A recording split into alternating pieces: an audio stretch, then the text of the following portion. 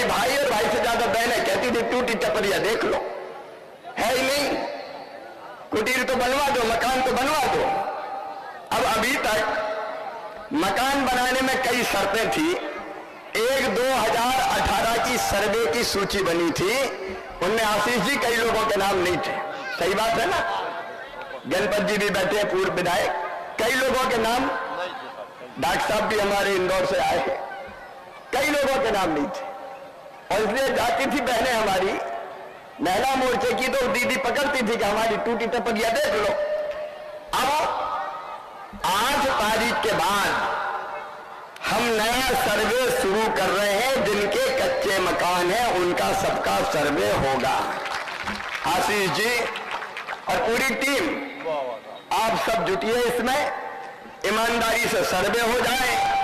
और यार ये ध्यान रखना नहीं सर्वे वर्वे में पैसा झटकार लेते लोग, तो वो भी ध्यान रखना चाहिए, दाव लगे तो जलाओ तुम्हारा लिख देते हैं, तो ये अब ध्यान रखना है। और कोई ले मत देना, दे मत देना कोई, क्योंकि ट्रांसपेरेंट सर्वे होगा। और सर्वे के भी कई नियम बदल दिए। जैसे पहले जब मकान मिलता था तो मकान में क्या शर्तें थी कि जिसके पास मोटरसाइकिल या स्कूटर होगा उसको प्रधानमंत्री आवास योजना का मकान नहीं मिलेगा। अब भैया मोटरसाइकिल स्कूटर तो सभी के घर है आजकल, है कि नहीं है बताओ? अरे बहनों बताओ, है कि नहीं? तो उसमें कई कट जाते थे भाई। अब आशीष जी मोटरसाइकिल स्कूटर भी है तो भी मकान दिया जाएगा, वो हमने नियम हटा दिया। दूसरा नियम था 10,000 रुपया से ज्यादा आमदनी होगी तो मकान नहीं मिलेगा।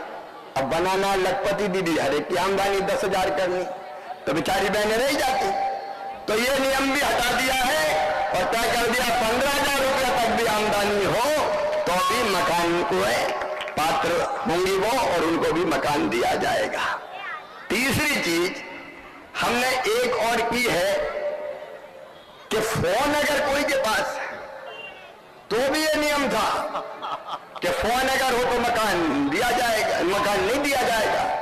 अब तो अगर मट्टी भी खोद रहे हैं और फोन बगल में, तो वहीं से फोन करती पप्पू के पापा पहुंचेंगे नहीं पहुंचेगा, तो हरे के पास फोन है। आप तो हमने कहा भैया फोन छोड़ो, फोन तो जरूरत की चीज बन गई, इसलिए फोन भी होगा तो भी मकान दिया जाएगा। और एक और परिवर्तन किया किसान के लिए, 2.5 एकड़ तक की सिंचित जमीन और 5 एकड़ तक की असिंचित जमीन के किसान को भी प्रधानमंत्री आवास योजना का मकान दिया जाएगा, क्योंकि वो भी तो गरीब ही है, उनके पास कितना पैसा है, ज्यादा थोड़ी है। और इस हिसाब से अब अपने सर्वे का काम प्रारंभ होगा। लेकिन किसान भाइयों, सबसे प्रमुख हमारी समस्या थी पानी। जब चुनाव के समय आया था तो मुझे जगह जगह ये कहा था कि ये इलाका पानी से वंचित रह गया, सिंचाई की व्यवस्था कर दो। आज मुझे कहती हर्ष और प्रसन्नता है, मैं आशीष जी को भी बधाई देता हूं, अपने मुख्यमंत्री जी को भी बधाई देता हूं। आज रेवा योजना के कारण खातेगांव का 90% से ज्यादा इलाका सिंचित हो जाएगा, योजना स्वीकृत कर दी गई है। और केवल सोयाबीन पे नहीं, हमने चावल का निर्यात बंद था, चावल का निर्यात बंद हो गया था, और निर्यात बंद हो गया तो कीमत घट गई। दुनिया में चावल की मांग है।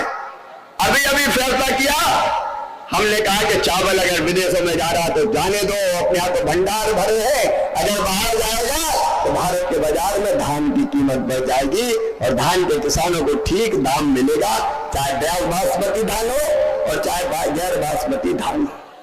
बिहार पे एक्सपोर्ट ड्यूटी 40% लगी थी, आप में से कई मेरी बात को समझ रहे होंगे कि एक्सपोर्ट अगर करेंगे तो पैसा देना पड़ेगा ताकि प्याज की कीमत बहुत ना बढ़े, वो घटा के 20% कर दी गई है। और रिफाइंड जो ऑयल आएगा विदेशों से उस पर तो इम्पोर्ट ड्यूटी है बढ़ा के 37% कर दी गई है। इनका परिणाम ये होगा कि इन सब चीजों के दाम बढ़ेंगे। और सोयाबीन जैसी फसलों के लिए, अब प्याज के लिए भी, आलू के लिए भी सब्जी की फसलों के लिए भी भावांतर भुगतान योजना की परमिशन केंद्र सरकार कोई राज्य मांगेगा तो हम देंगे, ताकि मिनिमम सपोर्ट प्राइस और मार्केट की कीमत के बीच जो अंतर है उसको सरकार बिना खरीदे भी किसान के खाते में डाल सके। मेरे किसान भाइयों, में इन सब का मन दिन रात जी जान से भरा हुआ था, लगा हुआ था। अब सुनो बहनों, लाडली बहना से बनना है लखपति दीदी। बताओ कोई बहन गरीब रहना चाहती क्या? अरे जोर से बोलो ना, जोर से बोलो, रहना चाहते क्या? तो गरीब नहीं रहेंगे, लखपति बनना है। और लखपति दीदी वाला डिपार्टमेंट भी प्रधानमंत्री जी ने मुझे ही दे दिया है, चिंता मत करना। सेल्फ हेल्प ग्रुप के माध्यम से अनेकों काम अपनी बहनों को देते हुए आपकी आमदनी बढ़ा के 10,000 रुपया महीना करनी है, कम से कम साल में 1 लाख रुपया से ज्यादा। और जिस बहन की आमदनी 1 लाख रुपया से ज्यादा हो जाएगी वो लखपति दीदी कहलाएगी। ग्रामीण विकास मंत्रालय में गांव की सड़कें भी, जो गांव आबादी सुन है ना भैया, जो गांव हमारे सामान्य गांव 500 तक की आबादी के और आदिवासी क्षेत्रों के 250 तक की आबादी के 2011 तक की, अभी 2001 की जनसंख्या की सड़कें बनती थी, 2011 तक की जनसंख्या इतनी है, उनका भी सर्वे सड़कों का शुरू करवाया जाएगा, ताकि ग्रामीण सड़कें भी हम बना पाए।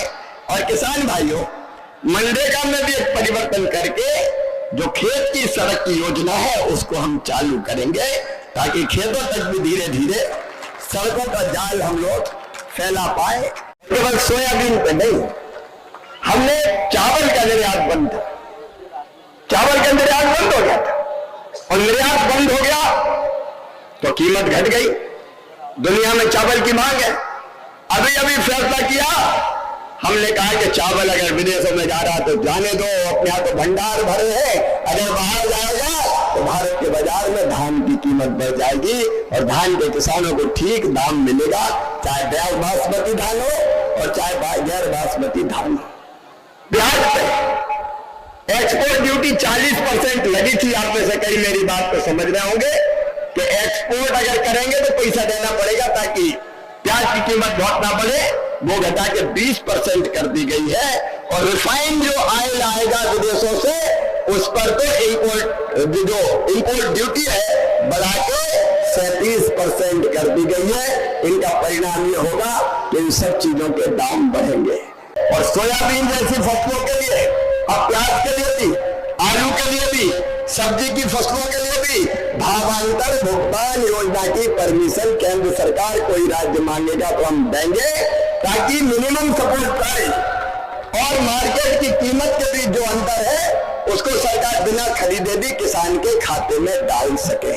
मेरे किसान भाइयों, में इन सब का मन दिन रात जी जान से भरा हुआ था, लगा हुआ था।